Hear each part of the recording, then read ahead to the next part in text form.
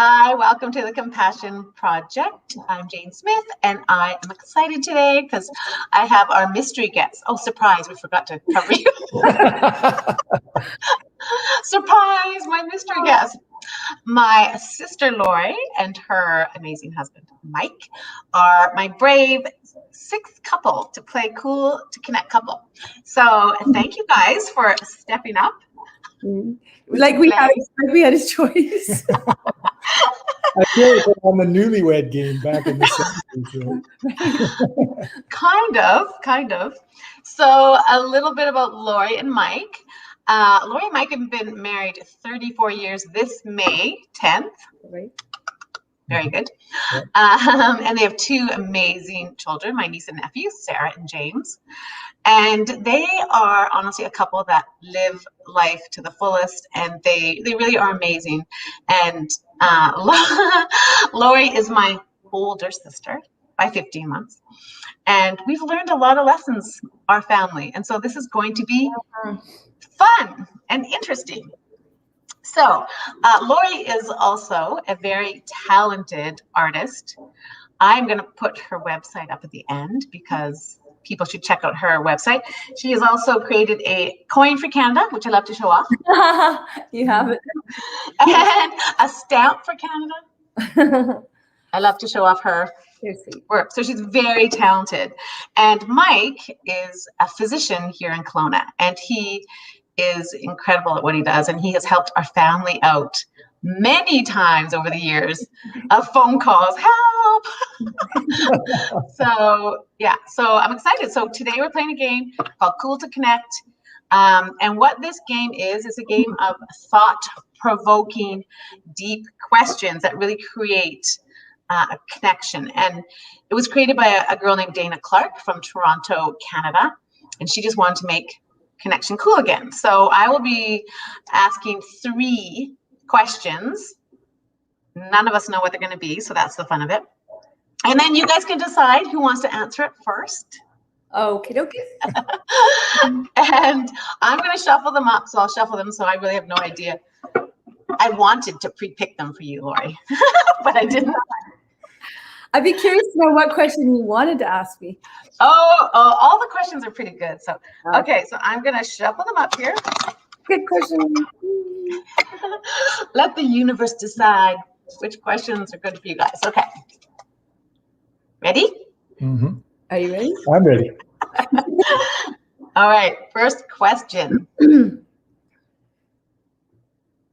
I always have this thing when I read the question. Who do you owe an apology to, and what's holding you back from giving one? Wow. Okay. Do you want me to go first? I can go first if you want. That's fine. I'm usually pretty good at apologizing when I think, or when I realize I've done something that's hurt somebody else. What? I missed that.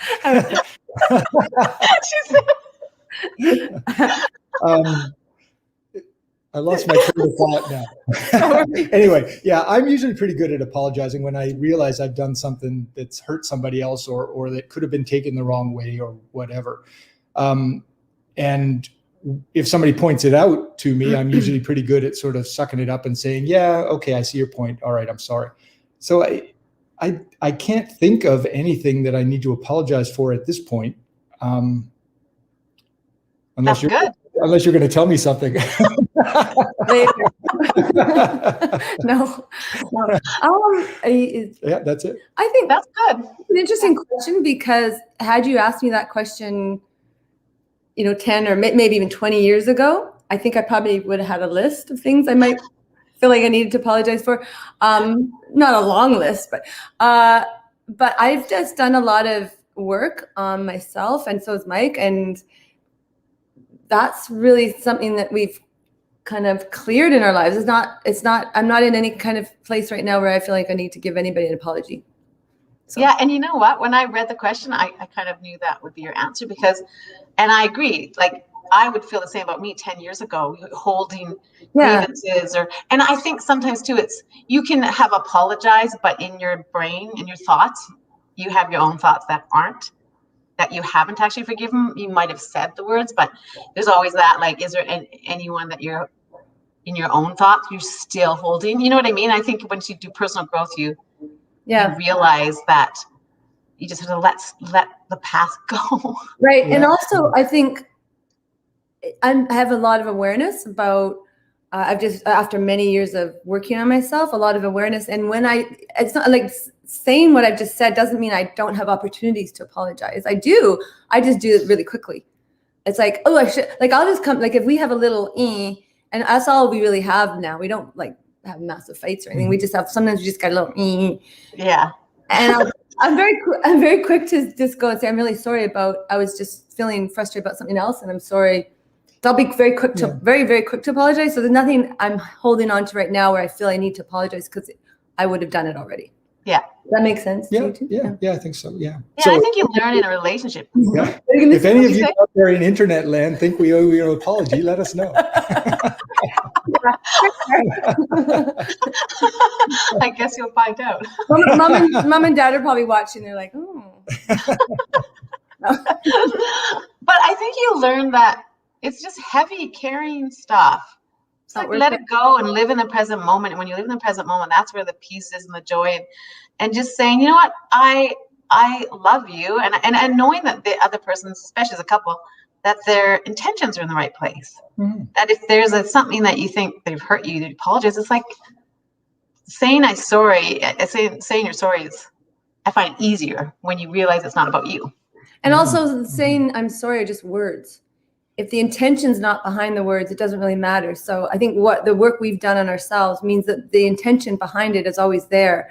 The words are just, they don't really, the words themselves don't mean anything really. Sometimes a person needs to hear I'm sorry, and we may not feel like you need to apologize, but so what? If they need to hear that, just say it, because they're just words anyways, right? Yeah. And I don't know, I think for me, the intention behind it is always to try to see the best in people, and we can resolve something by saying I'm sorry. Then you just say it, because it doesn't matter. We want peace at the end of the day. We just want to be peaceful. Exactly.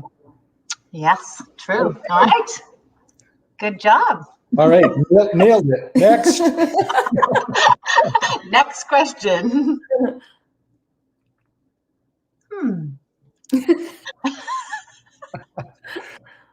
There are thought-provoking, so you have to think. Okay. So what do you wish turned out differently? In our lives in general? Nothing. Is there anything you wish turned out differently? I mean, I'll say nothing quickly, only because all of the frustrating, or do you mind if I go first? No, go for it. All the frustrating and challenging and difficult things that have happened in our lives, and that maybe are continuing to happen with, health things or whatever, are just opportunities for growth. That's how we look at it. So I don't think there's anything I wish had turned out differently. I don't know. Do you? Yeah, I mean, it's like, I feel pretty content with my life right now and our lives right now. All right. Extremely content. Very content with. Over the moon content with how things are right now. So if I wanted something to be different, then that would mean something else might change too, right? And I like what we have right now. It's good. So you love what we have. I'm kidding. So wouldn't want to change anything and perhaps have something else change, right? Because there's always these unintended things. So if I said, I wanted one thing different, it might mean something else is lost. What was the exact wording of the question again? What do you wish turned out differently? Like, I think about you, Loic, because I'm sure you don't mind me sharing this, but you lost your hearing. How long ago was it now? 16 years. Is that right?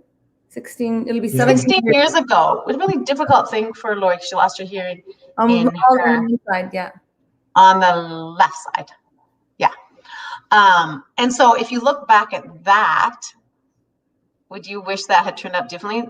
Like having gone through that, but now that what you've learned, I'm curious. Actually.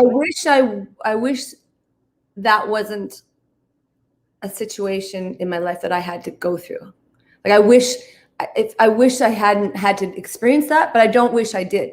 I don't know if that makes sense. Like it was an awful thing to go through. And so I had sudden sensory neural hearing loss. In under 3 minutes, I lost 100% of my hearing on my left side. And I also had severe vertigo. I actually didn't start to have more good days in a week than bad days for 18 months. So I was bedridden for, many months as well, and didn't drive for 5 or 6 months. So it was a good thing to go through. So I wish I didn't have to go through that. Looking back at my life, yeah, that sucked. But so much good has come from that. Mm-hmm.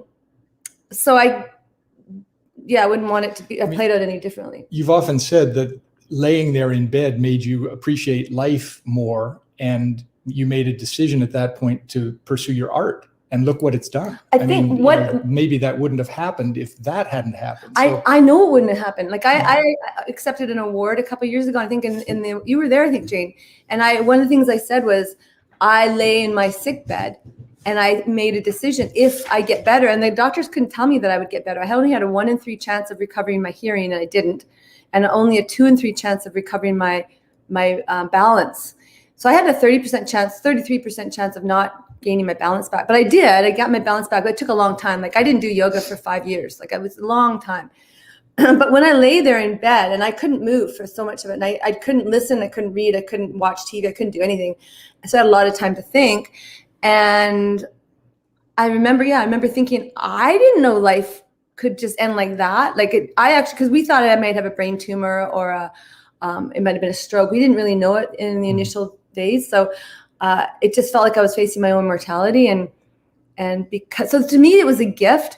I lay there and I thought, I had all this intention of painting one day, and I realized one day had come. I needed to start. So I basically made a promise to the universe: when I recover from this, I'm going to commit to painting. And that was in 2004, mm-hmm. And then 2014. So 10 years later, Canada Post asked me to do a stamp for them, and then a few months later, Royal Canadian Mint asked me to do a coin for them. So I knew when I accepted my award that I had that. I knew that had I not had the hearing loss, I wouldn't have been standing there accepting that award, because I wouldn't have pursued my art. I would have kept putting it on the back burner. So jump started my art career, really. That's why I think it's an interesting question, because it really is a deep question when you really get into it, because so many people go through so many challenges or things in their life, and when they look back, they can actually look back and go, wow, that's where I actually had to do some personal growth, or where I changed, or where you pivoted and went even though, the difficult times in our life are where we learn the most. And so I know how hard that was on you that time. And it was, and I wouldn't change it. So that's why I don't wish it turned out differently. It's just, I wish I could hear out of my left side, because it's a pain in the butt not hearing it. He knows. That's why I'm sitting on her right. But I really do believe, one of the things I've come to believe in my life is that from breakdown comes breakthrough. And so breakdown of any kind, emotional, physical, whatever, is an opportunity for breakthrough. And I had a breakthrough with my art because of my breakdown with my physical issues. So yeah. Good question. Yeah, it is. Okay, ready? The next one? Yeah. Are we ready? Should I shuffle it again, or do you want the one on top? Do the next one. Peek at the one on top and tell us if that's the one we should. I always peek at them, and then I'm like,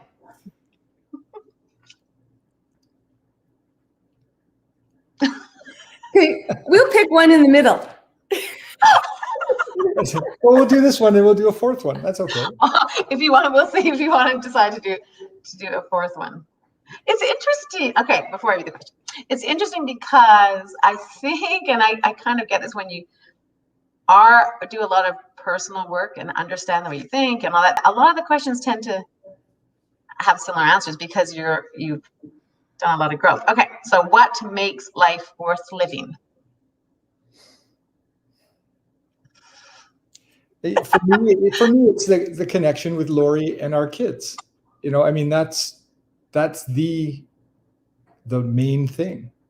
Everything else is just stuff you do for fun to fill your time, but it's your family that makes life worth living.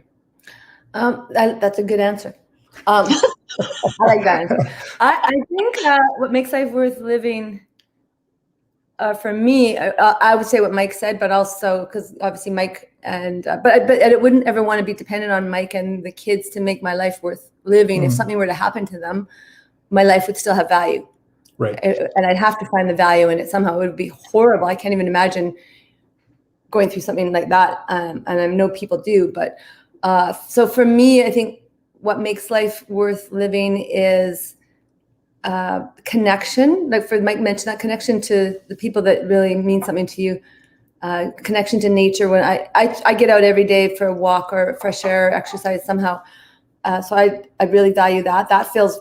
I always feel life's worth living when I'm out in nature. And I'm going to mention all the things that, like Sarah, our daughter Sarah, does as her research involves connectedness. So I know it just naturally being guided towards saying all those 4 areas of connection, because she had done that research at Harvard and notice how I just dropped Harvard.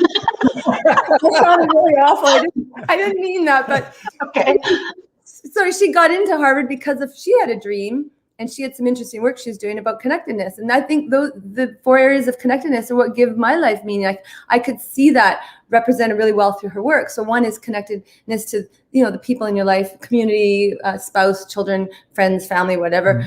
The other one is connectedness to nature, like I mentioned, connectedness to something greater than yourself. And for me, that's, for some people, it'd be God. For me, it's the idea of God, I guess, is more of abstract than that, like love, universal love, something more powerful than me, which would be that. Yeah. So that gives my life meaning. And then my own internal belief system, my own morals and my own truth. And I get that through meditation and yoga and knowing myself and what's important to me. And it's important to me to be peaceful every day. And so that's what gives my life meaning, is to try to find that peace of mind every day. Yeah. I mean, that's an interesting point, because it's interesting because as I was saying family, my wife and children, I thought, oh, but what about the people who aren't fortunate enough to have that, right? Their lives have meaning too.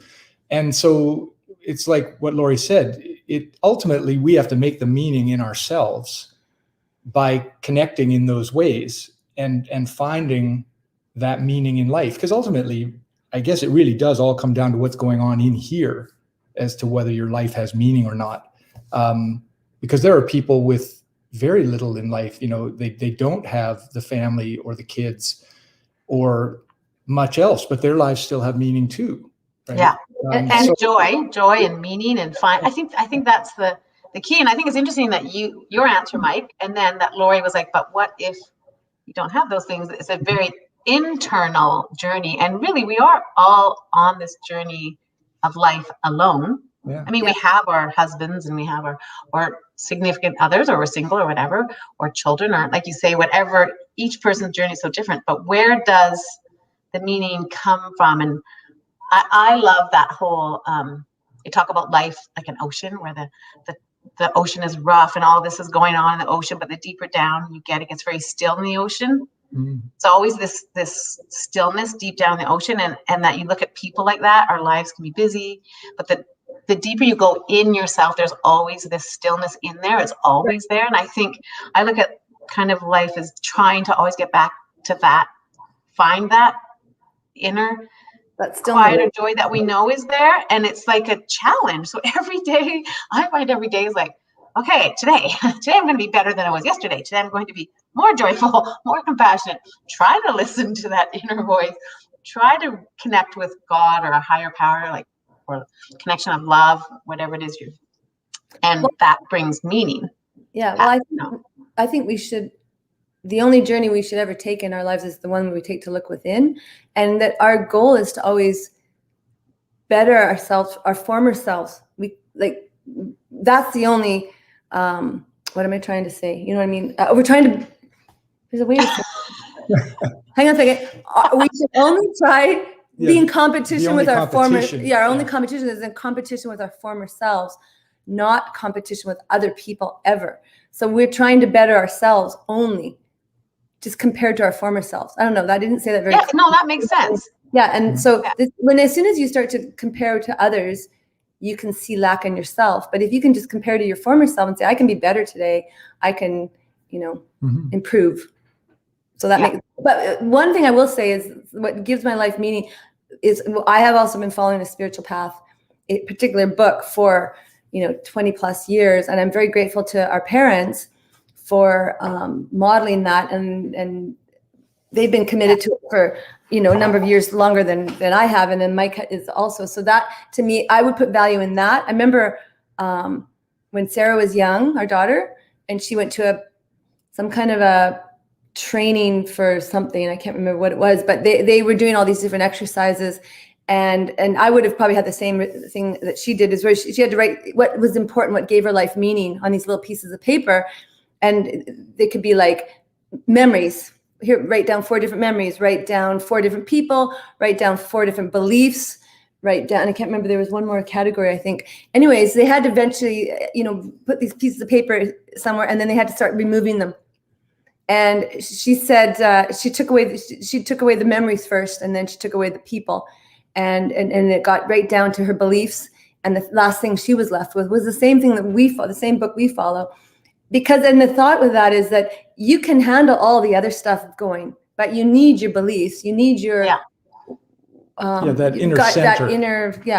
And whatever that is, that belief. Well, and you're talking about the Course in Miracles, right? I know a lot of people probably want to know what book it is. I know, and that's been amazing for you and mom and dad. And I follow it a little bit. I'm kind of on a different, just my personality. I'm more like all over the place, which leads to the same thing. Well, it all leads to the same place. It all goes to the same place. It doesn't matter. Like any kind of work you do is like yoga has a fantastic system of the yamas and the niyamas that it all leads to the same place, which is that finding that peace within yourself. And so whatever speaks to anybody, it's going to be different for everyone. In our family, this just worked out well, and you found your way, and there's lots of different ways. But yes, that would be, to me, as much as I absolutely adore my husband and children, and they're really right now the most important things to me, along with my connection to myself. That book for me is what would get me through losing all the things that really seem to matter the most. Yeah.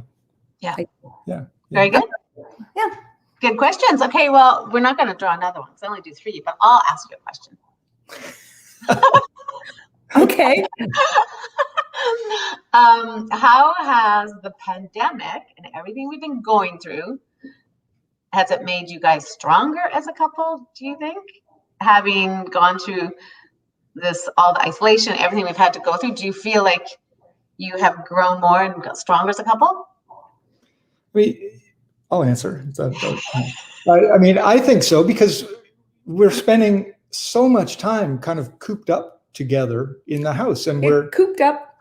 That sounds negative, but it's really, we wouldn't choose this if we had the option to go out. Right? We would go out and do stuff, but we're spending all our time together, and it's actually been great. It's really low key. Right? There's not a lot going on because we don't have to go here. We don't have to go there. We don't have to meet these people or, take care of this responsibility because everything kind of stopped. Yeah.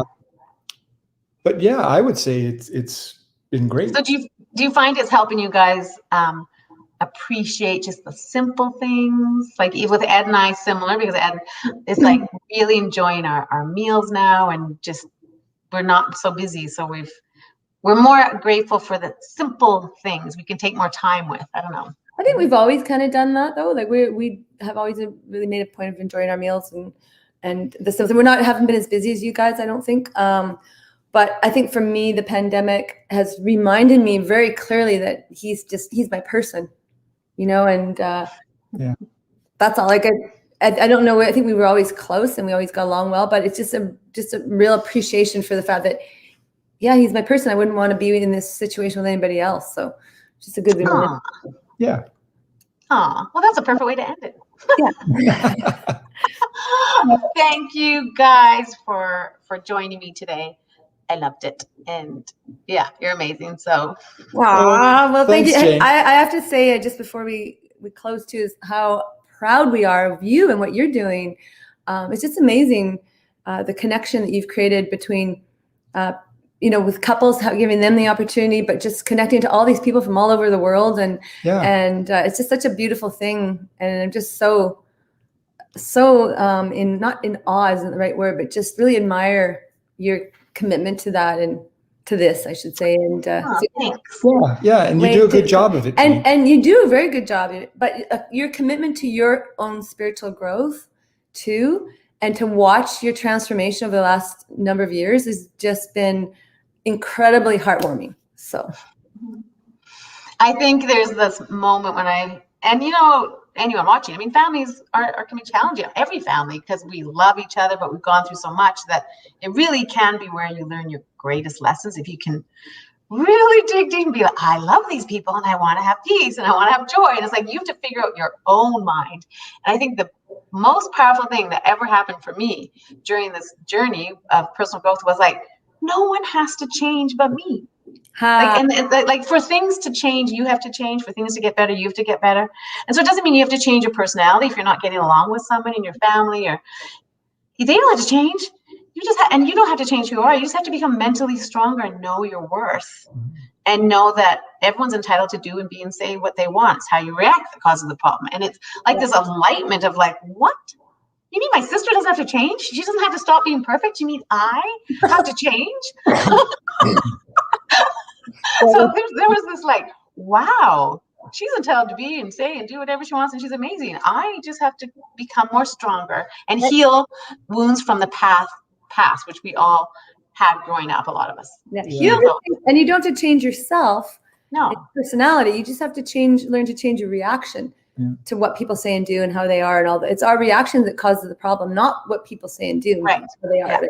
It's our reaction. So being taking ownership for your reaction. What were you going to say? I was going to say, and how empowering it is to realize that you actually have control of how you respond to things, because you don't have any control over all the other people. So imagine going through life so out of control all the time because you're depending on everybody else to make you happy, right? Yeah. Whereas if you take charge of it and decide in your own heart, you're going to respond differently and just choose happiness all the time, you've got control. And it's like, holy smoke. All of a sudden, I'm in charge. I don't have to depend on everybody else to do what I want them to do so I can be happy. Yeah. It's fantastic. Yeah, it's amazing, because I have a friend that will always say how when this happens, when that happens, then she'll be happy. And when I'm with her, it always reminds me of how far we've come, because I used to feel like that, 20 years ago or whatever, trying to control the things around me to make my life better. And then when I learned that it was my reaction, but to see someone who still thinks that way is such a amazing reminder to how much work we've done and how far we've come. Not to say like we're amazing. It's still a struggle to make this decision for peace every day, every moment of every day, right? It's like constant decision. But to see her saying, when I get this, when this happens, and then I'll be happy. And I said to her once, do you think you could be happy if those things didn't happen? She said, no. I said, okay. And the interesting thing about that is when someone cannot be happy in the moment, and even if they are not where they want to be, like say someone is just not where they want to be, but if they can be happy and grateful for everything they have, but knowing they're working towards something better, they need to be grateful and joy with what they have now, so that when they get where they want to be, they can still be grateful. Do you know what I mean? Like they say, if you're always looking for something else, when you get to that other place, you're still going to be looking for more, because you haven't figured out that it's in the now where the actual happiness and joy. And I find gratitude helps. Gratitude's huge. Gratitude's huge. I do want to mention one thing, if you have a second, is our daughter, with the work she's done, she taught me so much. About 10 years ago, she asked me something, and she said she thought we'd done her a bit of a disservice when she was growing up by saying that the goal should always be to be happy. And at first, when she said that to me, I wanted to defend it, but I just listened to her. I'm glad I did at the time, because it made so much sense. And I actually fully agree with her. There's a lot of pressure put on people to be happy all the time. And you know what? Sometimes we just don't feel happy, and that's okay. I think that as long as we're accepting of whatever comes from whatever we're going through, whatever mood comes or whatever situation comes, we can feel joy deep within and peace deep within, but sometimes we aren't happy. Because imagine we went around the world being happy all the time. I think it's almost more just being peaceful and accepting of what is where happiness then kind of comes as a natural result of that. Instead of putting so much pressure on trying to be happy. And I thought she taught me that about 10 or 15 years ago. I can't remember exactly how long ago it was. And it was just like this light bulb that went on. Accept what comes, and happiness will be a result. And if it is great, if it's not great, it often will be, right? When you accept your life and what happens in it. On another note, I will say, because I never mentioned him, our son is awesome too. And he's in a totally different pathway. James is awesome too. Yes, he is. But he's on a fully different pathway, which I appreciate too. His goal and something he's told us that he does in life is if he doesn't feel happy, he pretends he's happy. And he says, he's not like being, he's disingenuous. He just says, I act like I'm happy when I'm not. And he goes, it just happens. It just comes. Yeah. He goes, if you pretend to be happy, it's amazing. If you smile, it's amazing how much better you feel. And so I thought that's just a really good thing to remember too, is that sometimes it's just as simple as let's just not pretend is maybe not the right word, but let's just act happy. Well, act as if it already is. So bring you actually, and actually there was something going on the last weekend with me, and it was like, this could really get my mood down. And I did get a little grumpy yesterday. I was a little bit off, and I was like, I'm feeling a little grumpy. So I said to Ed, we need to go out because I'm just feeling a little grumpy pants. We need to go walking, And I said, okay, I'm going to bring joy. I'm going to do everything that brings me joy, and I'm going to feel it, and I'm going to just laugh, and I'm going to create it and get rid of that mood, which I did. So I was only grumpy for a little bit, but I thought, bring joy to yourself. Yeah, and it's like a self-fulfilling prophecy. Yeah. Is that kind of what it? Yeah, but whatever thoughts you're thinking amplify themselves, right? It's an echo chamber in your head. So if you get caught into this negative thinking, you're thinking, oh, well, that's shitty and that's bad, and I don't like, and I don't like that. And that just goes around and around in your head, and it seems to amplify itself. But what if you decided to say, there's something good about this. I'm going to be happy anyway. And then that goes around and around in your head, and it actually creates that situation. Yeah. Actually start every day. That's no matter what. I start every day with today is going to be a great day. It's written on my bathroom mirror.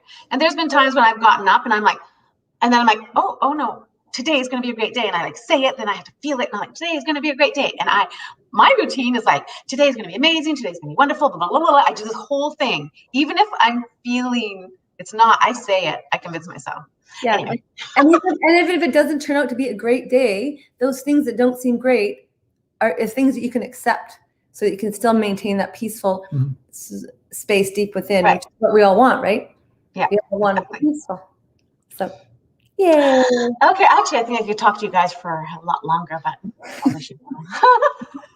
because that's a really good subject. Yeah. Anyway, I am grateful for you. I'm grateful for you. Okay. Thanks. Nice to see you. Okay. Bye. Bye. Thanks everyone for watching. Okay. Bye. Today's going to be a great day. Have a great day. Yes, it is.